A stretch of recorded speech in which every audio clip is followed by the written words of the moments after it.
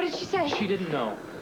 What do you mean she didn't know? They called the search into his room. It's got to be something serious. I don't know what to tell you, Tanya. She didn't know. I have no idea. What happened to my husband, Dr. Palmer? There's no reason to be alarmed, Mrs. Jones. What happened? Just a slight change in his blood pressure. Nothing to worry about. So why did everybody go racing into his room? It's just a precaution. Everybody's alerted to the fact that the first 48 hours are the most crucial. Well, is he all right? Yes, he'll be all right. Just he's responding well to the medication that we gave him. Does that mean he's going to come out of the coma? Well, not yet. But as I told you yesterday, we're still hoping that he'll come out within the 48 hours. All right. What if he doesn't? Well, let's just assume that he will. Mrs. Jones, you're looking awfully tired. Will you please go home, get some rest? I promise I'll call you if there's any change in your husband's condition. No, I feel much better here. I can't sleep anyway. Well, that's up to you.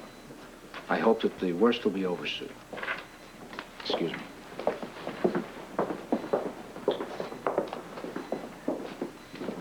Think we should go in and try to see him, Frisco?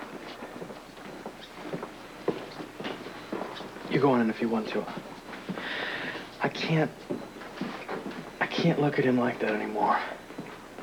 And he's lying there in a coma. I can't deal with it. And what about Felicia? You made her go in and look at him. I had to. I had to make sure that she could see what she did.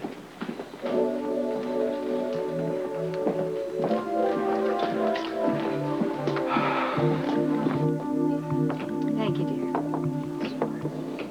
dear. And Peter's alive? How is that possible? I don't know, but he is. Believe me, I was astonished as you when he called. But you said he was very sick. He sounded like he was dying on the phone. But it turned out that he was almost bleeding to death from a knife wound. Well, you know what sort of a man he is. He's dangerous. Look at all the trouble he's caused. Couldn't you at least have had Frisco go with you? I tried to call Frisco at the studio, but he was taping. I couldn't wait. Peter made it sound so urgent. So you went to the railroad car, and Peter was there. I got there first. And he came in and he just collapsed at my feet. So I called Tony. And when Tony came, he told me to call an ambulance while he was working on him. That's when it all happened, while I was gone. And Tony was shot. I couldn't believe it when I saw him. Oh. But, well, the ambulance was on its way. You know, now I realize what I should have done. I should have waited on Frisco, or I should have called Robert. I just wasn't thinking at the time. Oh, there now, dear, please. Grandmother, it was all my fault that Tony was shot. Oh, now, don't say that. That's not true. Tanya and Frisco never want to speak to me again. Look, you just can't blame yourself like this. You can't take the blame for everything that's happened. I wish I'd never met Peter Harrell. He's caused me nothing but trouble. Have they captured Peter yet? No, Robert's working on it. Robert will find him. I hope so. I wonder if the Mounties are using this latest infrared equipment, the stuff that picks out people in the dark. Or maybe they're using dogs. Should have asked Burkhardt. You're like a little boy with a new toy with this case, aren't you? I wish it was me in Canada instead of Bert. What I'd do to be tracking Harold right now. You have a lot of duties here that are just as important, if not more so. What, shifting papers from one side of a desk to the other? I'd hardly call that terribly productive. There are still a lot of things about Tony's killing that have to be figured out right here. You know, I've got a theory. Peter was followed from Mexico by some enemy. Now, I've got no idea who. This enemy wounded him. Peter then went to the railroad car. Tony came along and then accidentally stopped a bullet meant for Peter. I see. You don't like it? Well, there's one major flaw. I figured there'd be one. And Tony was shot twice. That'd make this enemy of Peter's, whoever he was, a pretty inept killer if he was trying to shoot Peter. That's a good point.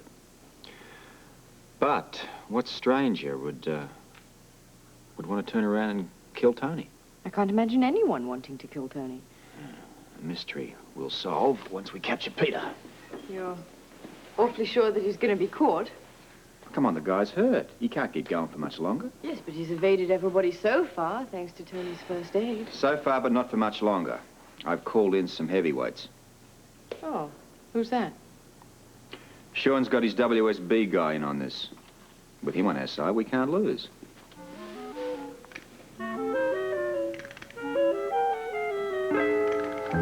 Hello? Hello. So, today we make it legal. Well, it's about time. We've been talking about this medical ship for weeks. Yes. Well, I have the contracts all drawn up for you to check over. Good. We've also brought along some things for you to read. Oh, what's that? Well, the information that you wanted and how we're going to put the ship into working condition. Gotten pretty specific in there about how much manpower and what equipment we'll need to make this a going concern. Got a very lucrative one, we hope. We hope. Well, for you anyway, you got 52%. I'm putting up all the money, Alan. And that ship is not cheap, and neither am I.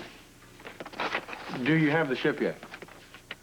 Not quite, but I'm going to be leaving town soon to take a look at one, a retired cruise ship. Pretty big, aren't they?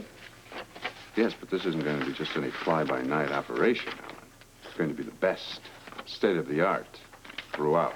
How does contracts look? Contract seems fine to me. Me too. Good.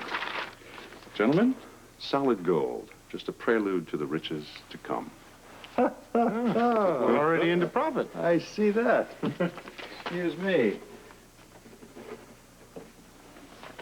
All right, then. Thank you. It's yours. And yours. Thank you, Sean. You're welcome. Well. I think it's going to be profitable for all of us. Let's hope so anyway. I'm sure it will be. Please, let us know when you find the ship. All right, good. See you later. Thank you again. Bye-bye. Bye-bye. Solid gold.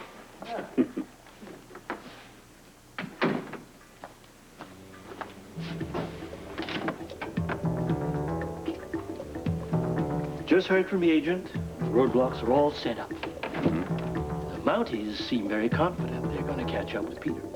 Oh, they do they? We'll see. For now, my money's on Peter.